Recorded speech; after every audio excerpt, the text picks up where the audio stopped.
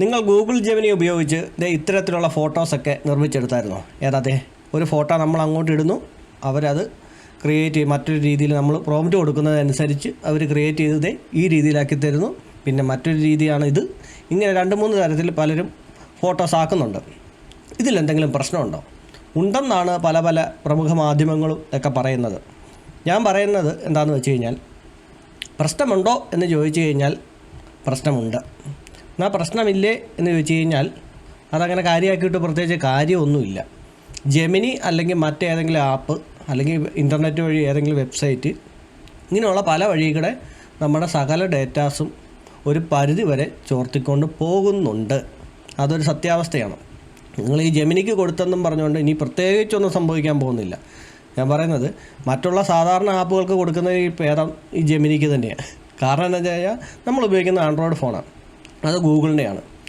അവർ വിചാരിച്ച് കഴിഞ്ഞാൽ ഉണ്ട്, പ്രൈവസി ഉണ്ട്, അതാണ് ഇതാണെന്നൊക്കെ പറയുന്നുണ്ട്. പക്ഷേ എന്നിരുന്നാലും ഇതൊക്കെ നമുക്ക് എത്രത്തോളം വിശ്വസിക്കാൻ സാധിക്കും?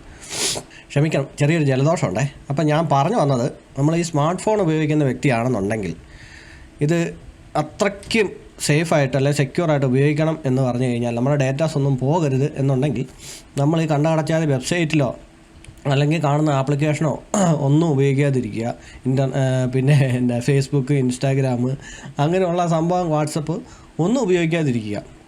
എങ്കിൽ മാത്രം ഒരു പരിധി വരെ നിങ്ങൾക്ക് സേഫായിട്ടിരിക്കാൻ പറ്റും എന്നാൽ എനിക്ക് തോന്നുന്നുള്ളൂ. കാരണം അല്ലാതെ നമ്മൾ ഈ സകല സ്ഥലത്തും സകല ആപ്പിലും നമ്മൾ ഈ ഡൗൺലോഡ് ചെയ്തിട്ട് നമ്മളെല്ലാം അലോ ചെയ്ത് കൊടുക്കുക. ഗാലറി വേണോ എടുത്തോ, ക്യാമറ വേണോ എടുത്തോ, കോണ്ടാക്റ്റ് വേണോ എടുത്തോ, ഇതെല്ലാം നമ്മൾ ആപ്പിനകത്ത് എല്ലാം അലോ ചെയ്ത് കൊടുക്കുക. അപ്പോൾ ഇത് ഇതിലേക്കടെയൊക്കെ എങ്ങനെയൊക്കെ പോകുമെന്ന് നമുക്കൊരു പിടിയില്ല.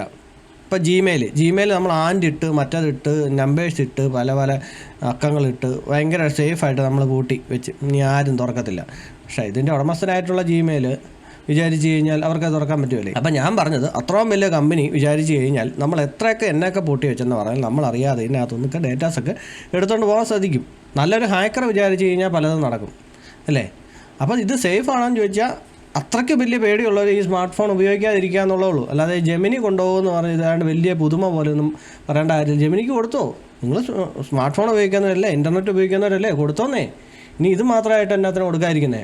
നമ്മളിപ്പോൾ ഇൻ്റർനെറ്റ് യുഗത്തിലാണ്. ഇപ്പോൾ നമ്മൾ ജെമിനിക്ക് കൊടുത്തു, ജെമിനി ഇത് എടുത്തുകൊണ്ട് പോകും. ചിലപ്പോൾ നാളെ അത് അവരുടെ AI മോഡലിനെയൊക്കെ ട്രെയിൻ ചെയ്യാൻ വേണ്ടിയിട്ടൊക്കെ ഇത് ഉപയോഗിക്കാം. അപ്പോൾ ഞാൻ പറഞ്ഞത്, ഇപ്പോൾ നമ്മുടെ മോഹം അതേപോലെ തന്നെ ഇപ്പോൾ നമ്മൾ എന്നാ പറയുന്നത്, ഒരു കൃഷിക്കാരൻ്റെ ഒരു AI ആയിട്ടുള്ള ഒരു ഇമേജ് വേണം നമ്മൾ പറഞ്ഞു കഴിഞ്ഞാൽ ഒരു കൃഷിക്കാരൻ്റെ ഇമേജ് തരും.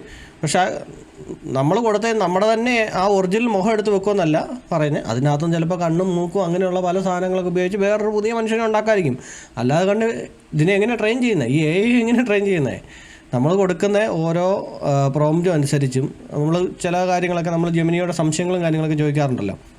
അപ്പോൾ അത് നമ്മുടെ ഒന്നാമത്തെ കാര്യം, ഈ ഗൂഗിളിൻ്റെ സകല ഡേറ്റാസും ഇരിക്കുക അവരുടെ കീബോർഡ് വഴിയായിട്ടാണെന്ന് പറഞ്ഞാലും അവരുടെ സ്മാർട്ട് ഫോൺ. നമ്മൾ ഈ ഗൂഗിൾ ഫോട്ടോസൊക്കെ ഉപയോഗിക്കുന്നില്ലേ, ഗൂഗിൾ ഫോട്ടോസിലോട്ടൊക്കെ നമ്മൾ അപ്ലോഡ് ചെയ്യുന്നില്ലേ, ഇതൊക്കെ സേഫാണെന്നൊക്കെ പറയപ്പെടുന്നു.